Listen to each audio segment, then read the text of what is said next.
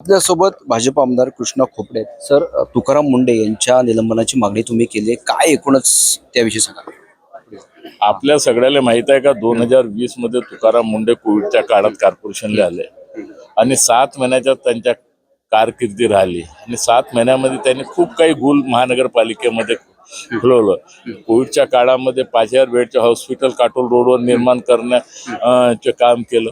दुसऱ्या दिवशी पूर्ण हॉस्पिटल गायब होऊन गेलं. तिथं वाराधून सगळं सत्यानाश होऊन गेला. 30-40 करोड रुपयाचं त्यांना नुकसान त्या ठिकाणी केलं. 17 कर्मचाऱ्याला काही घेणं देणं नसताना दुसऱ्या बेनिफिटसाठी फाईल गेली होती, त्यांना सस्पेंड करून टाकलं. स्मार्ट सिटीमध्ये अधिकार नसताना 20 कोटी रुपयाचा चेक त्यांनी केला.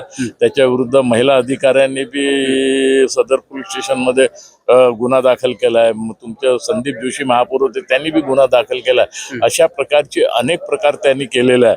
अगर एखादा लहानसा कर्मचारी राहिला असता तर त्याच वेळेस तो सस्पेंड होऊन घरी झाला असता. परंतु हा मीडिया आणि NGOच्या खूप प्रेमी आहे आणि जिथं जायचं तिथं पहिले NGO आणि मीडिया पोहोचून जायचे, लेकिन संबंधित अधिकारी त्या विभागाच्या पोहोचत नव्हता. अशा प्रकारचे अनेक प्रकार या तुकाराम मुंढेंनी आपल्या कारकिर्दीमध्ये केलेले आहे आणि म्हणून त्याला आपण तात्काळ पुरावे सहित आहे.